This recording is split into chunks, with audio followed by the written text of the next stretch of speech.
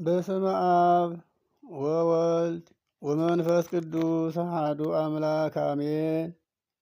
እግዚአብሔር የሚወዳችሁና የሚያከብራችሁ የልዑል እግዚአብሔር ቤተሰቦች የእናታችን የቅድስት ድንግል ማርያም የአስራትና የቃል ኪዳን ልጆች ሁላችሁም በያላችሁበት ሰላም ለእናንተ ይሁን።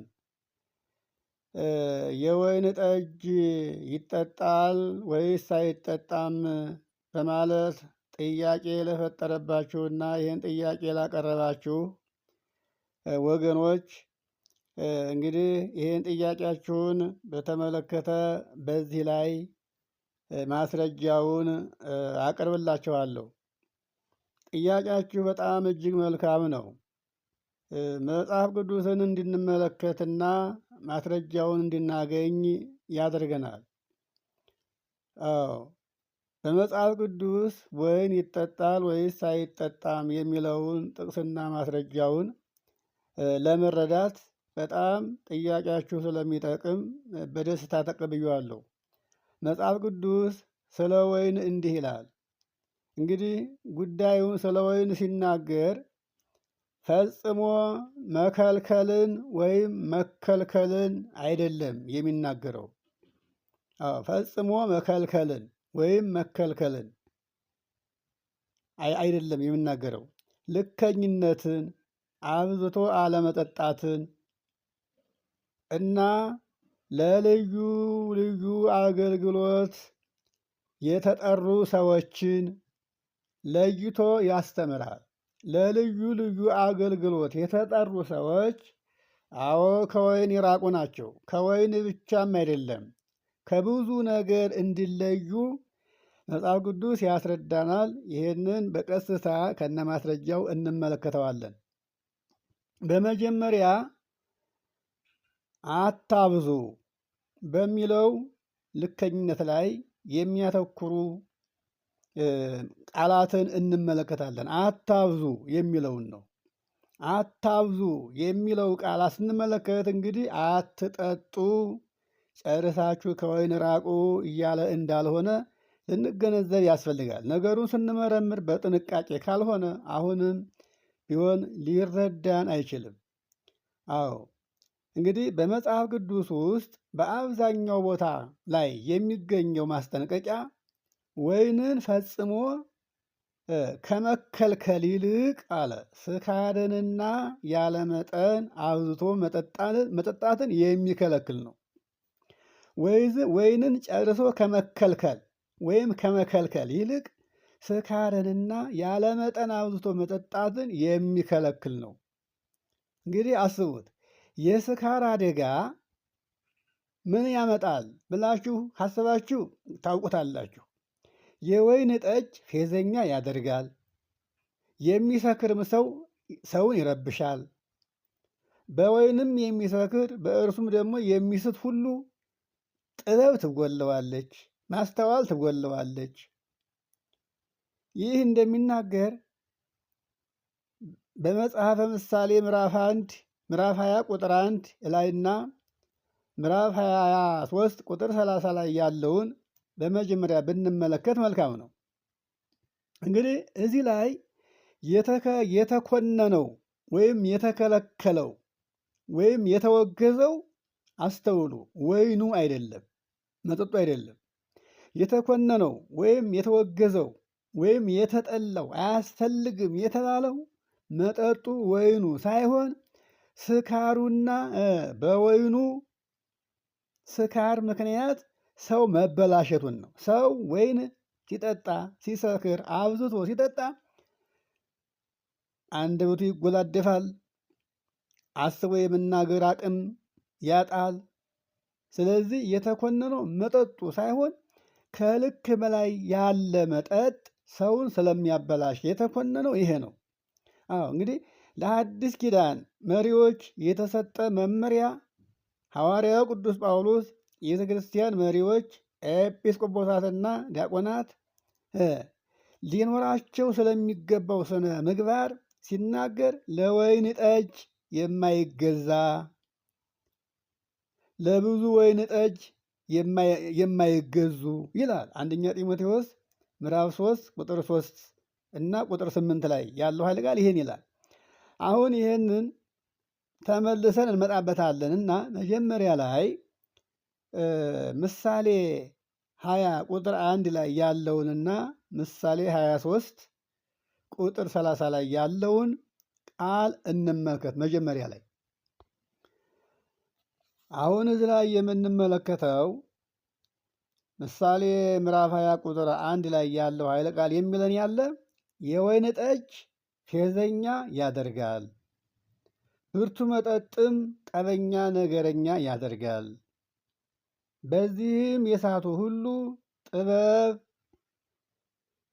ጥበበኞች አይደሉም፣ እውቀት ይጎላቸዋል፣ ይስታሉ ይላል። አሁን እዚህ ላይ እየተናገረ ያለው ከጠጡ በኋላ የሚፈጠረውን ስህተት እንጂ ወይኑን አይደለም። ቀጥላችሁ ደግሞ ምዕራፍ 23 ቁጥር 30 ላይ ነው ያልኳችሁ። ቁጥር 29 ቀጥላችሁ ቁጥር 29 ጀምረን ስንመለከተው ዋይታ ለማን ነው? ሐዘንስ ለማን ነው? ጠብና ክርክርስ ለማን ነው? ጩኸቱስ ለማን ነው? ያለ ምክንያት መቁሰልስ ለማን ነው? የዓይንስ ቅላት ለማን ነው ይላል። እንግዲህ ይሄ ማለት የወይን ጠጅ በመጠጣት ለሚዘገዩ ሰዎች አይደለምን? የተደባለቀ የወይንን ጠጅ ይፈትኑ ዘንድ ወይንን ለሚከተሉ ሰዎች አይደለምን ይላል። ይህ ማለት ወይንን አዘውትረው ለሚጠጡ ሌትም ቀንም ከወይን ጋር ለሚውሉ ለሚያድሩ ሰዎች ነው። ሰው ወይንን አዘውትሮ ሲጠጣ እንግዲህ ጠቡ፣ ክርክሩ፣ መገዳደሉ፣ መቀደዳደሉ እዛ ላይ ይመጣል። እያችሁት ከወይን የተነሳ ነው። ሰው ወይንን ሲያበዛ ራሱን ይስታል፣ ራሱን አይቆጣጠርም። ወይን ይሄን ያስከትላል። እዚህ ላይ አሁን ይሄ የሚናገረው ወይኑን እየኮነነው ሳይሆን ከወይኑ በኋላ የሚከተለውን ወይም የሚመጣውን አደጋ ነው እየኮነነ ያለው። ስለዚህ ወደ ወይን ጠጅ አትመልከት። ወይን በቀላ ጊዜ መልኩም በብርሌ ባንጸባረቀ ጊዜ እየጣፈጠ በገባ ጊዜ በኋላ እንደ እባብ ይነድፋል። በኋላ ደስ እያለህ እየጠጣህ አብዝተህ የጠጣህ ዕለት በኋላ እንደ እባብ ይነድፋል፣ እንደ እፉኝትም መርዝ ይፈሳል። ዓይኖችህም ከዛን በኋላ ወደማይገባ ቦታ ይመለከታሉ፣ ዝሙትን ታስባለህ እያለ ነው የሚናገረው። እንግዲህ ልብህ ያን ጊዜ ጠማማ ነገርን ያስባል፣ ጠማማ ነገርን ይናገራል ይላል። ይሄ ማለት አሁን እንደነገርኳቸው ነው። እንግዲህ ወይንን ከእላፊ በላይ መጠጣት እንደማይገባ እንጂ ወይኑን እየከለከለ አይደለም። በጠቅላላው ወይን እንዳይጠጡ የሚከለከሉትን ሰዎች አሁን ወደፊት አመጣላችኋለሁ። ይህንንም ከነ ማስረጃው ማለት ነው። አንደኛ ጢሞቴዎስ ምዕራፍ 3 ቁጥር 3 ላይ ያለውንም ኃይለ ቃል ስንመለከት ለማስተማር የሚበቃ የማይሰክር የማይጨቃጨቅ ይላል። እንግዲህ ይሄ እንዲህ የሚለው ካህኑን ነው። አዎ እንግዲህ አንድ ኤጲስቆጶስ እንዲህ ሊሆን ይገባዋል። ማንንም የማይነቅፍ የአንዲት ሴት ባል ብቻ የሆነ ልከኛ፣ ራሱን የገዛ ለማስተማር ብቃት ያለው የማይሰክር ካለ የመጠጣት መብቱ የተገደበ ነው። ግን ስካር የታየበት እንደሆነ ግን ደግሞ የተነቀፈ ነው። የማይሰክር ነው ያለው እንጂ የማይጠጣ አላለውም። የማይሰክር ካለ ወይን መጠጣት እንደሚገባ ይሄ አንድ ማስረጃ ነው። አዎ ቀጥሎ አሁንም ቲቶ ምዕራፍ 1 ቁጥር 7 ላይ ያለውንም ኃይለ ቃል እንዲሁ ስንመለከተው ይሄን ኃይለ ቃል ይደግመናል። ኤጲስቆጶስ እንደ እግዚአብሔር መጋቢ በማንም ዘንድ የማይነቀፍ ሊሆን ይገባዋል። የማይኮራ፣ የማይቆጣ፣ የማይሰክር አያችሁ፣ የማይጨቃጨቅ ሰው ወደ ስካር ካልደረሰ በማንም ላይ አይቆጣም፣ ከማንም ጋር አይጨቃጭቅም።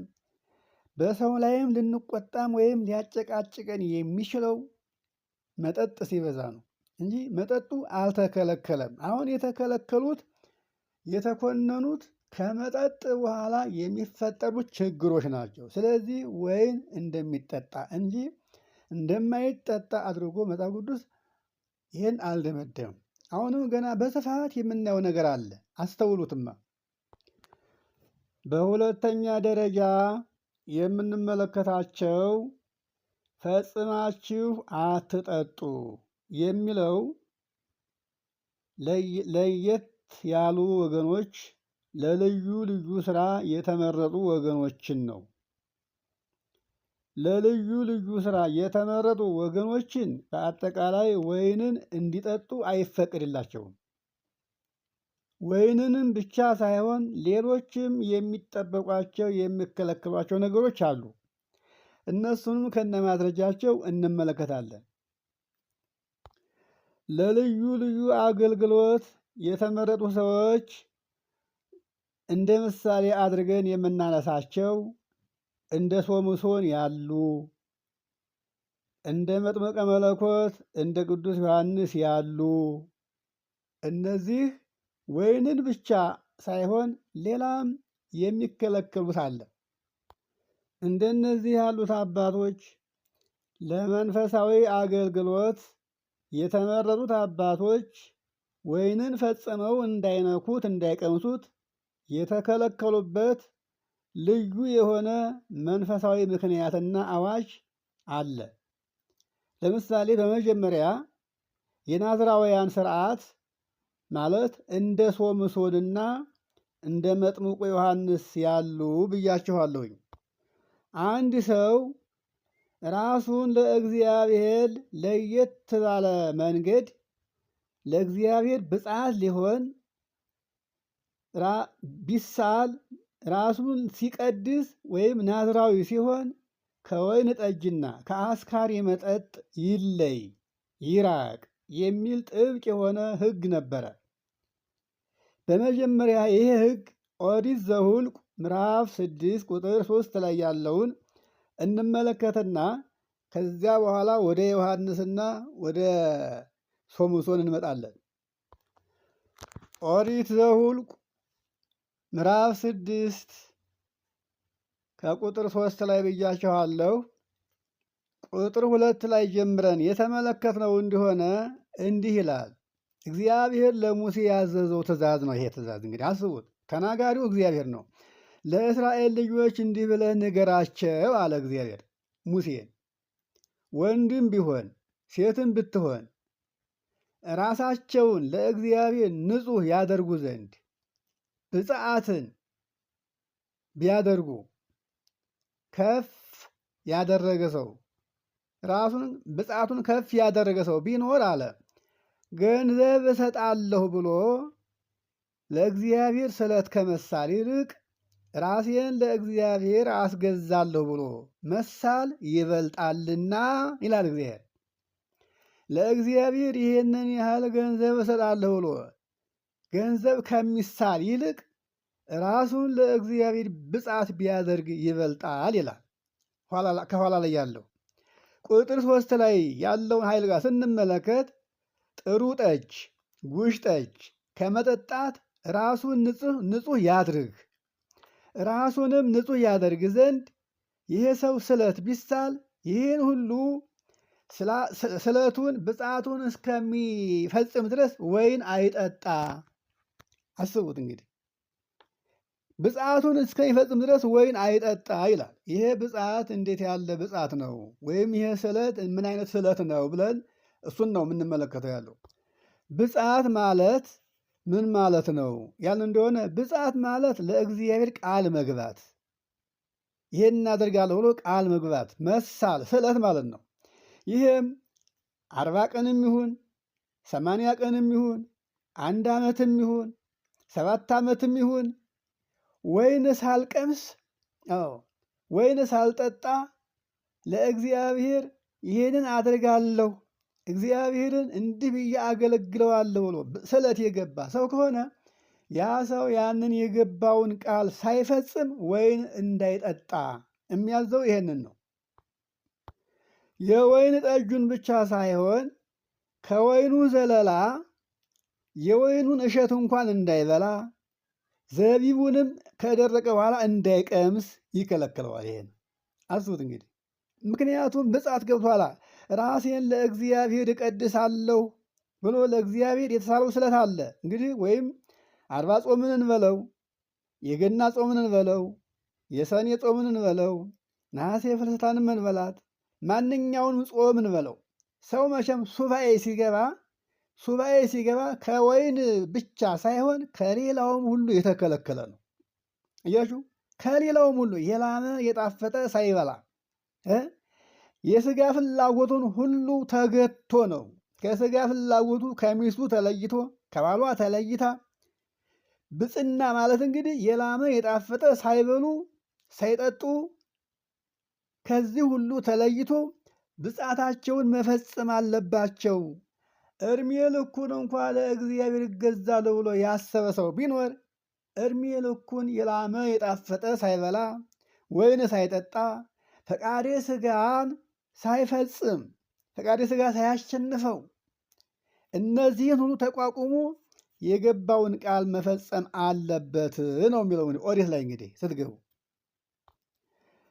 ቁጥር 4 ላይ ስንገባ ራሱን ንጹሕ በማድረግ ለእግዚአብሔር ብፅዓት በገባበት በተሳለበት ወራት ሁሉ ከወይኑ ቦታ የመጣውን ከወይኑ ዘለላ እሸቱን ጨምሮ የደረቀውንም ዘቢቡንም ሁሉ እንዳይበላ ወይኑን ብቻ ሳይሆን የሚጠጣውን ብቻ ሳይሆን የወይን ፍሬውንም እሸቱንም እንዳይቀምስ ብፅዓቱን እስከሚፈጽም ድረስ ይላል። ቁጥር 4 ላይ ይገርማቸዋል። ቁጥር 5 ላይም ለእግዚአብሔር የተሳለባቸው ወራቶች እስከሚፈጸሙ ድረስ በራሱ ላይ ምላጭ እንዳያርፍ ራሱን እንኳን እንዳይላጭ ይላል። አያችሁት? ያ ሰው ለእግዚአብሔር ሙሉ ዘመኔን አገለግላለሁ ቢል በሞት እስከሚለይ ድረስ እንኳን የላመ የጣፈጠ ሊበላ ይቅርና ሊጠጣም ይቅርና በራሱ ላይ እንኳን ምላጭ እንዳያርፍ ራሱን እንዳይላጭ እንዳይቆረጥ ነው የሚያዘው። ቁጥር 5 ላይ ተመልከቱት። ይህን እንግዲህ የሚያዘው ማን ነው? የተናገረው ማን ነው? እግዚአብሔር ነው። የተነገረው ለሙሴ ነው። ለእስራኤል ልጆች ለእግዚአብሔር ብፅዓት የሚገቡ ቢሆኑ ሕጉን ንገራቸው ብሎ እግዚአብሔር ለሙሴ የነገረው ሕጉና ትእዛዙ ይሄ ነው። ቁጥር 6 ላይ ስንመለከት እግዚአብሔርን አገለግላለሁ ብሎ በተሳለበት ዘመን ሁሉ ወደ ሞተ ሰው ወደ ሞተበት ቤት እንዳይገባ፣ እናቴ ሞተች፣ አባቴ ሞተ፣ ልጄ ሞተ፣ ሚስቴ ሞተች፣ እህቴ ወንድሜ ሞቱ ብሎ አስከሬን ወዳለበት ቤት ወደ ለቅሶ ቤት እንዳይገባ ይከለክላል። አንድ ጊዜ ለእግዚአብሔር ራሱን ብፅዓት አድርጎ ሰጥቷልና ዘመድ ቢሞትበት ይላል። ዘመድ ሞተ ብሎ ብፅዓትነቱን ትቶ ለቅሶ ወዳለበት ቤት እንዳይገባ ይከለክላል። ቀጥሎ ቁጥር 7 ላይ አባቱም እናቱም ቢሆኑ ነው የሚለው። አባቱም እናቱም ቢሆኑ ወንድሙም ቢሆን እህቱም ብትሆን ቢሞቱ ለፈጣሪው ለእግዚአብሔር የተሳለው ስለት በእርሱ ላይ ስላለ ከሞቱ በኋላ ለነፍሱ እንዳይረክስ አይግባ። ወገኖቹ እናቱም አባቱም ልጆቹም ቢሆኑ ሚስቱም ብትሆን ከሞቱ በኋላ ሞተዋልና ለእግዚአብሔር የገባው ቃል ኪዳን ስለቱ እንዳይፈርስበት ብፅዓቱ እንዳይፈርስ ዘመዴ ሞተ ብሎ ወደ የሞተ ሰው ወዳለበት አስከሬን ወዳለበት አዳራሽ ቤት ለቅሶኛ ወዳለበት ቤት እንዳይገባ እንዳይቀላቀል ነው የሚለው። እንግዲህ እንኳን ወይን ቀርቶ ወይንማ መቼም ብዙ ነገር ነው። ለእግዚአብሔር ቃል የገባ ሰው ወይንን ብቻ ሳይሆን ከሁሉ ነገር እንዲከለከል ነው ሕጉ። እንግዲህ ኦሪት ዘኍልቍ ምዕራፍ 6ን በሞላ ስትመለከቱት ይሄንን ነው የሚያስተምረን። ቀጥሎ ቁጥር 8 ላይ ያለው ኃይለ ቃል ምን ይላል?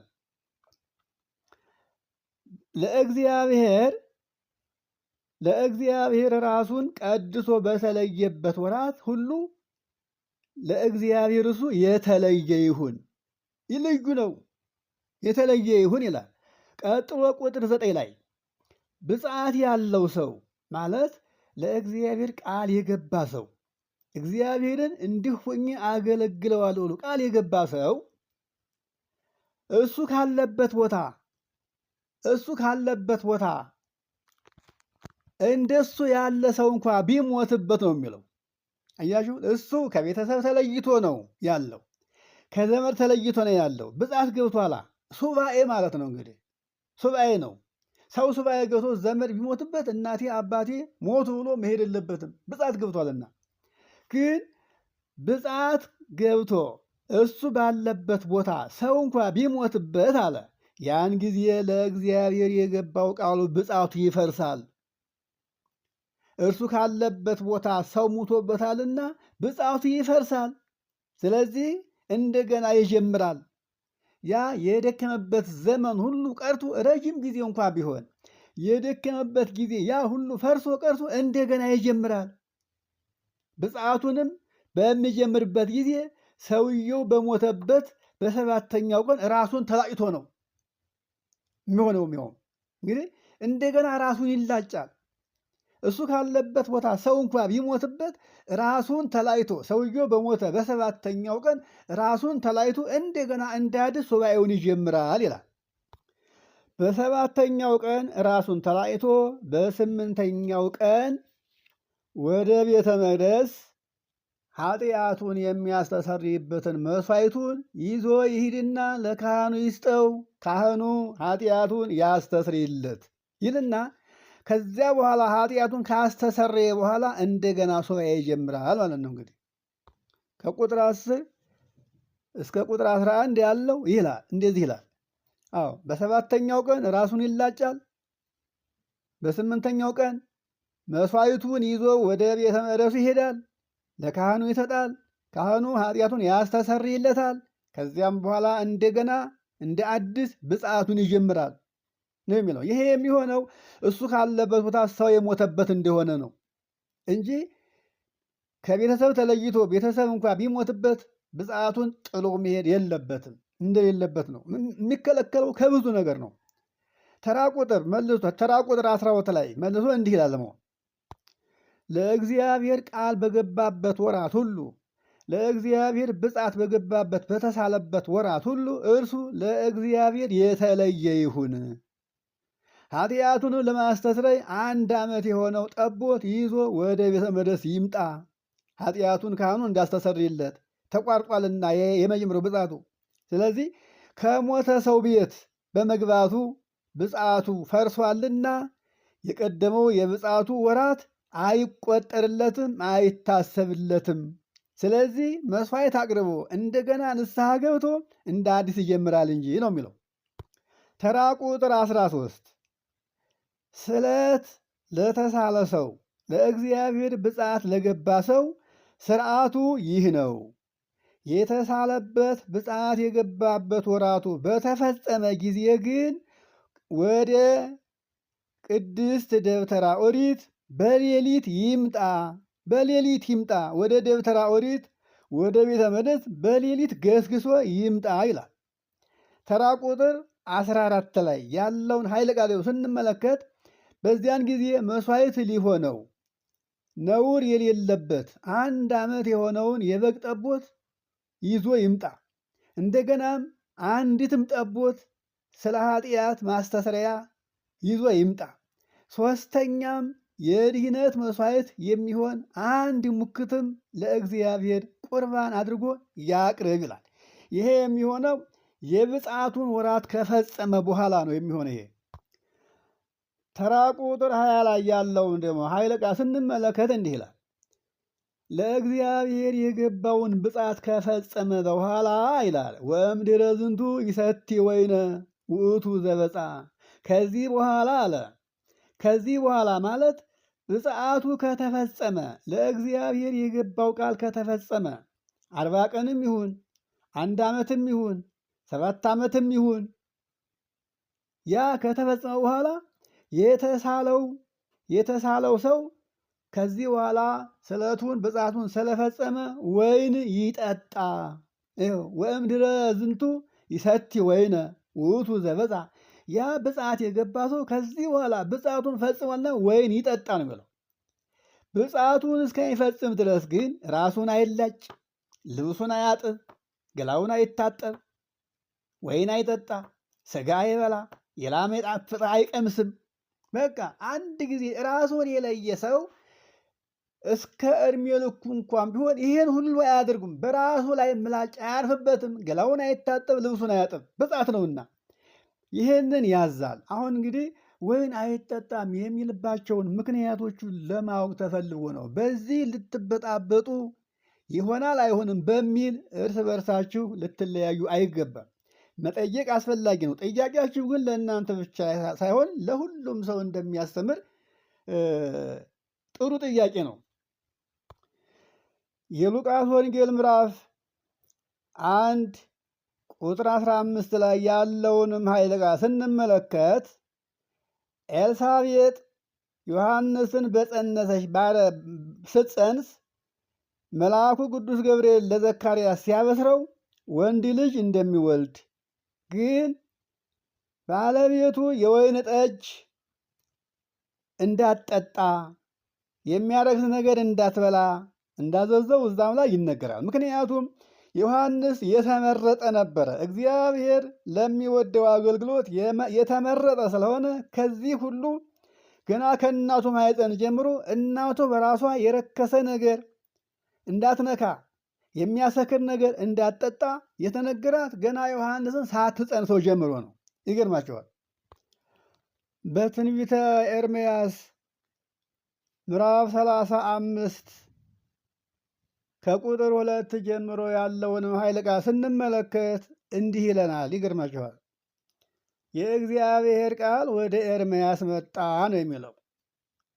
የእግዚአብሔር ቃል ወደ ኤርምያስ ሲመጣ እግዚአብሔር ለኤርምያስ ምንድን ነው ያለው? ወደ ራኬባውያን ወይንም ወደ ሬካባውያን ቤት ሂድ፣ ወደ ራኬባውያን ቤት ወይንም ወደ ሬካባውያን ቤት ሂድና እንዲህ በላቸው፣ ወደ እግዚአብሔር ቤት አምጣቸው፣ ወይንንም አቅርብላቸው ይጠጡ አለው። እንግዲህ እግዚአብሔር ነው የሚናገረው። ወይን እንደሚጠጣ እዚህ ላይ አስቡት መረጃውን። ወይንንም አቅርብላቸው ወይንም ይጠጡ ብሎ እግዚአብሔር ለኤርምያስ ያዘዋል። ራኬባውያንም የራኬባውያኑ ልጆች የወይን ጠጅ ቀረበላቸው። የወይን ጠጅ የሞላባቸውን ማዲጋዎችን፣ ፊቀኖችን፣ ጽዋዎችን ሁሉ ኤርምያስ አቀረበላቸው። እነሱ ግን የወይኑን ጠጅ አልጠጡም። ጠጡ አላቸው፣ እነሱ ግን አልጠጡም። ለምን? የወይኑን ጠጅ አንጠጣም፣ አባታችን የሬካብ ልጅ ኢዮናዳብ እንዲህ ብሎ አዞናል። እናንተ እና ልጆቻችሁ የልጅ ልጆቻችሁም ሁሉ ለዘላለም የወይን ጠጅ አትጠጡ። በምትኖሩበት ዘመን ሁሉ በምትኖሩበትም ምድር ሁሉ በዕድሜያችሁ ሙሉ በድንኳን ውስጥ ኑሩ፣ ተቀመጡ እንጂ ቤት አትስሩ፣ እርሻም አትረሱ፣ ዘርንም አትዝሩ፣ ወይንንም አትትከሉ ብሎ አዞናል። ስለዚህ የአባታችንን የሬካብን ልጅ የኢዮናዳብን ቃል እንጠብቃለን። እሱ ባዘዘን ነገር ሁሉ ታዘናል። እኛም ሚስቶቻችንም ልጆቻችንም የልጅ ልጆቻችን ሁሉ በሞት እስከምንለይ ድረስ ሁላችንም የወይን ጠጅ አንጠጣም፣ ቤትም አንሰራም፣ እርሻም አናርስም፣ ዘርም አንዘራም፣ ዕድሜያችንን ሁሉ የወይን ጠጅ አንጠጣም አሉት። እስካሁንም አልጠጣንም፣ አሁንም አንጠጣም አሉት ለኤርምያስ። ስለዚህ እግዚአብሔር የሬካባውያን ልጆች የአባታቸውን የኢዮናዳብን ቃል ሲሰሙ የአብርሃም ልጆች የእኔን የአምላካቸውን ትእዛዝ ነቀፉ ብሎ እስራኤልን ነቅፎ ሬካባውያንን አመስግኗል እግዚአብሔር። ይገርማቸዋል። በነገራችን ላይ እነዚህ ሰዎች አሁን የጠራናቸው እስራኤላውያን አይደሉም፣ ከእስራኤል ወገንም አይደሉም። ነገዳቸው ወገናቸው ማን ነው ካላችሁኝ የሙሴ አማት ዮቶር ነው። ራኬብ ማለት የዮቶር ወንድም እንደሆነ ነው የሚናገረው። እንግዲህ ሀገራቸው ራሱ ምድያማውያን ናቸው ማለት ነው። ምክንያቱም የሙሴ አማት ምድያማዊ ስለነበረ እና ከእስራኤልም ወገንም አይደሉም። ስለዚህ ምንድን ነው ኤርምያስ ሬካባውያን እንዲህ አላቸው፣ የእስራኤል አምላክ የሰራዊት ጌታ እግዚአብሔር እንዲህ ይላል፣ ለአባታችሁ ለኢዮናዳብ ትእዛዝ ታዛችኋልና ትእዛዙንም ሁሉ ጠብቃችኋልና ያዘዛችሁንም ሁሉ ፈጽማችኋልና ስለዚህ በፊቴ የሚቆም እስከ ዓለም ፍጻሜ ድረስ በፊቴ የሚታይ ሰው ከሬካባውያን ወገን ከኢዮናዳውያን ልጅ ሰው አይጠፋም ብሎ እግዚአብሔር ቃል ገባላቸው። እንግዲህ አስቡት፣ ዛሬ በዚች ዓለም የሚታየው ይሄ የምታዩት ትውልድ ይታያል። እንደገና ብሔረ ሕያዋን ብሔረ ብፁዓን ተብሎ የሚጠሩ በዚህ ያለ ትውልድ የማያውቃቸው በሰው ዓይን የማይታዩ በሰው ሕሊና የማይመረመሩ የተሰወሩ ሰዎች አሉ። ከተሰወሩት አንዱ የመጀመሪያዎቹ ሄኖክና ኤልያስ ናቸው። እንግዲህ እነዚህን ሁለቱን መጽሐፍ ቅዱስ ይመሰክራል። ሄኖክ ኦሪት ዘፍጥረት ምዕራፍ 5 ቁጥር 24 ላይ ስንመለከትና ሁለተኛ ነገሥት ስንመለከት ሁለቱ ኤልያስና ሄኖክ ተሰውረዋል፣ ሞትን አልቀመሱም፣ እስካሁን ያሉ ሰዎች ናቸው።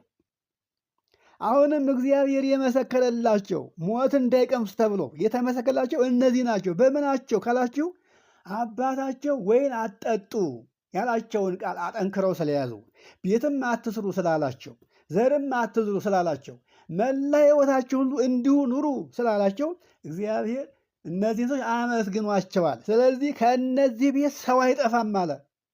ዛሬ በብሔረ ብፁዓን አሉ ተብለው የሚነገሩት እነዚህ ሰዎች ናቸው። ምክንያቱም እግዚአብሔር ተናግሯል። እዚህ ላይ አስቡት፣ ከነዚህ ሰው አይመተርም፣ ሰው አይሞትም ተብለው እንደነ ዕዝራ እንደነ ሄኖክ እንደነ ኤልያስ ምግብ ሳያስፈልጋቸው፣ ውሃ ሳያስፈልጋቸው፣ መኖሪያ ሳያስፈልጋቸው፣ ጭቅጭቅ ንትርክ ሳይኖር በእኛ ዘንድ የሚታየው ውጣ ውረድ ድካም ሳያገኛቸው በዚች እኛ ባለንባት ዓለም በብሔረ ብፁዓን የሚኖሩ ሰዎች እነዚህ ናቸው። ስለዚህ ምንድን ነው ወይን ይጠጣል። እግዚአብሔር ወይን ስለሚጠጣ ለኢዮናዳብ ዘሮች ወይን አቅርብላቸው ብሎ ያዘዘው ማን ነው? እግዚአብሔር ነው። ይህንን ትንቢተ ኤርምያስ ምዕራፍ 35ን እስከ ፍጻሜ ድረስ መመልከት ትችላላችሁ። ሰው ግን ብፅዓት ከገባ መጠጣት የለበትም። እነዛ ሰዎች አባታችሁ ብፅዓት ስላስገባቸው እስከ ሞታቸው ድረስ አንጠጣም ብለው ቃል ገብተው ነበረ። እግዚአብሔር ግን ቃለ ምህላቸውን አጽንቶላቸው ጭራሽ እንዳይሞቱ ሞት እንዳይቀምሱ አድርጎ በብሔረ ብፁዓን አስቀምጧቸዋል ማለት ነው የእግዚአብሔር ልጆች። ስለዚህ በአጠቃላይ ወይን ይጠጣል ነው። ሌላው መጽሐፈ መሳፍንት ምዕራፍ 13 ላይ ያለውን ኃይለ ቃል ስንመለከት የሶምሶንን አባት ማኑሄን እናገኛለን። ማኑሄ በሌለበት ከእግዚአብሔር የታዘዘ መልአክ መጥቶ የማኑሄንን ሚስት ማለት የሶምሶንን እናት አንቺ ሴት መካን ነሽ፣ ልጅ የለሽም፣ ግን ተወልጃለሽ፣ ትጸንሻለሽ። ስለዚህ እሱ ለእግዚአብሔር የተለየ ፍጥረት ነውና የረከሰ ነገር እንዳትበይ፣ ወይን እንዳትጠጪ፣ ማርም እንዳትጠጪ፣ ምንም ይሁን ምን ሰውነትሽን የሚያረክስ ነገር እንዳትበጪ፣ እንዳትበይ፣ እንዳትጠጪ ብሎ መልአኩ አዟታል። ይህንን በአጠቃላይ ንባቡን መጽሐፈ መሳፍንት ምዕራፍ 13ን መመልከት ትችላላችሁ እየገባችሁ።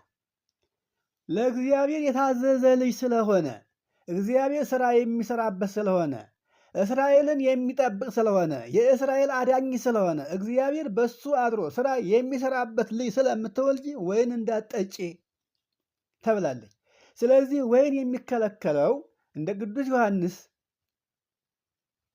እንደ ሶምሶን ያሉ እግዚአብሔር ለልዩ ልዩ ሥራ የፈጠራቸው ያዘጋጃቸው ሰዎች እነሱ ብቻ ሳይሆኑ ገና እናታቸው እንኳን እንዳትቀምሰው ታዘዋል። የሉቃስ ወንጌል ምዕራፍ 1 ቁጥር 15 አሁን ይኸው መሳፍንትን 13 ስትመለከቱት ለእግዚአብሔር ሊሰራባቸው የአምላክነቱን ሥራ ሊገልጥባቸው የፈለጋቸውን ሰዎች ከተወለዱ በኋላ ሳይሆን ገና ሳይወለዱ በእናታቸው ማኅፀን ጀምረው እንዲጠበቁ ይሄ ስርዓት አለ።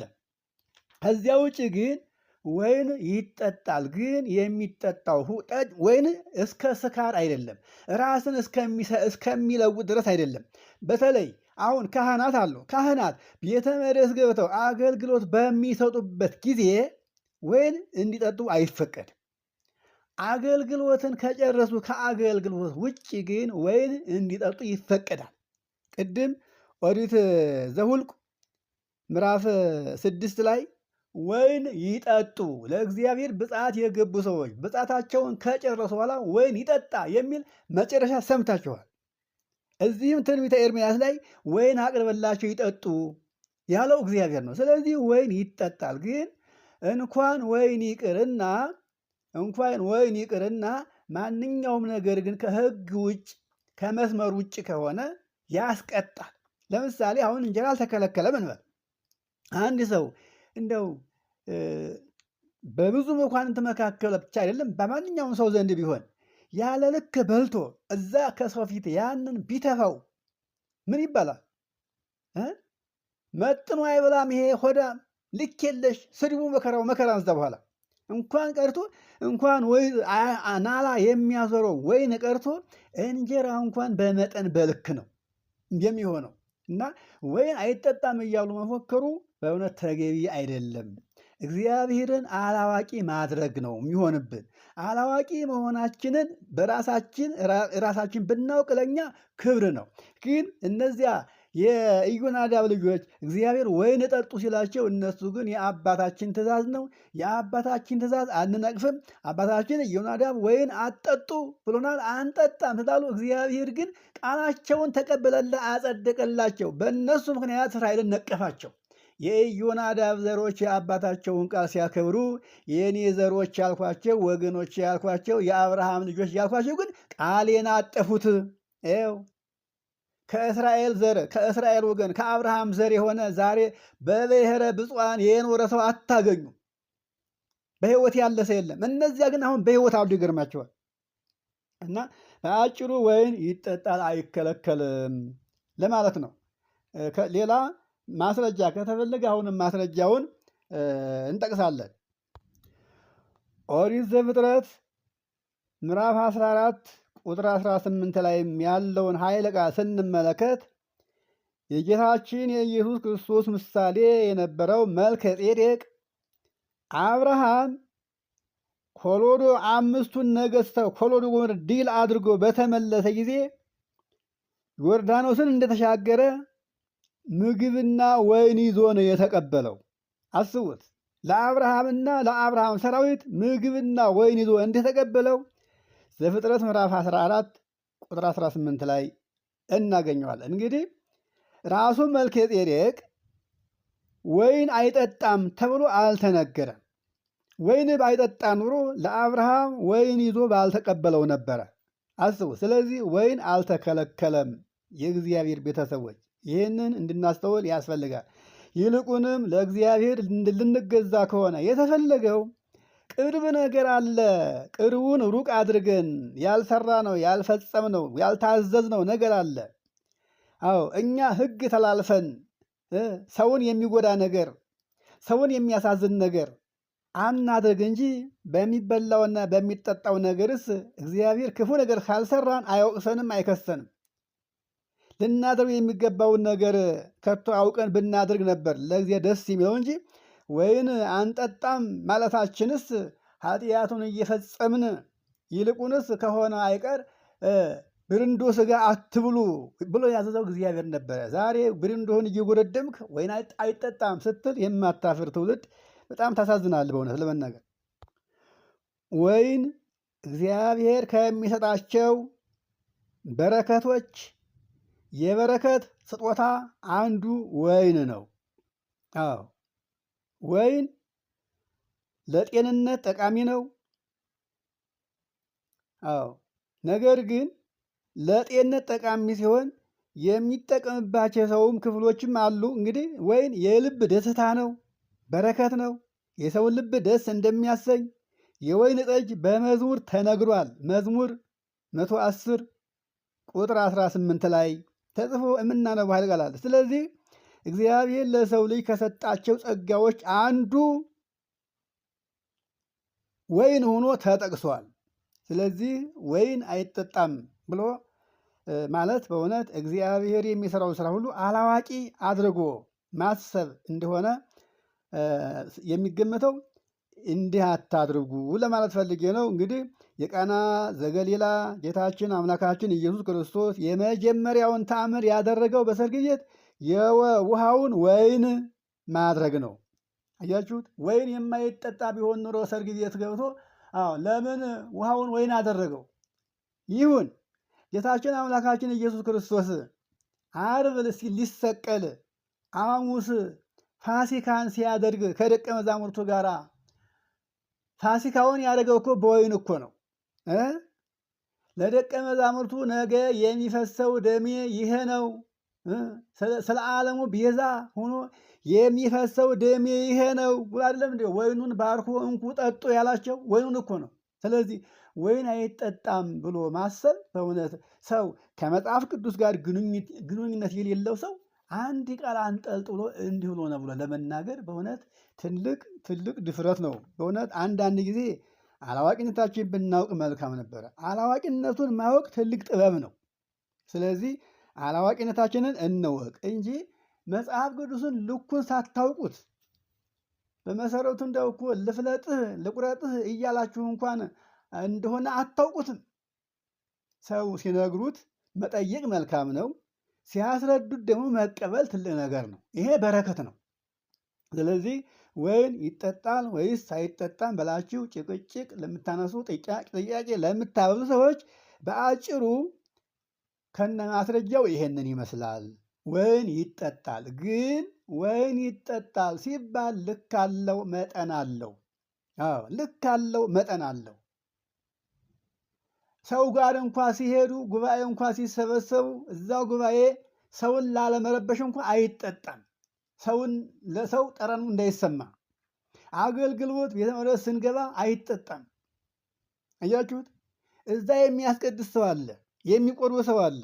እኛ ግን ጠጅ ጠላ እየሸተትን እዛ መታየት መገኘት የለብንም። ይህን ይቻ ይከለክላል እንጂ በተቀረ በክብር በንጽህና በታቅቦ ሆኖ በልክ በመጠን ወይን አይከለከልም። ከልክ በላይ ከሆነ ግን እንኳን ወይን የሚያሰክረው ናላን የሚያዞረው ይቅርና ለስላሳው ምግብ እንኳን ያስተቻል፣ ያሰድባል፣ ያስንቃል።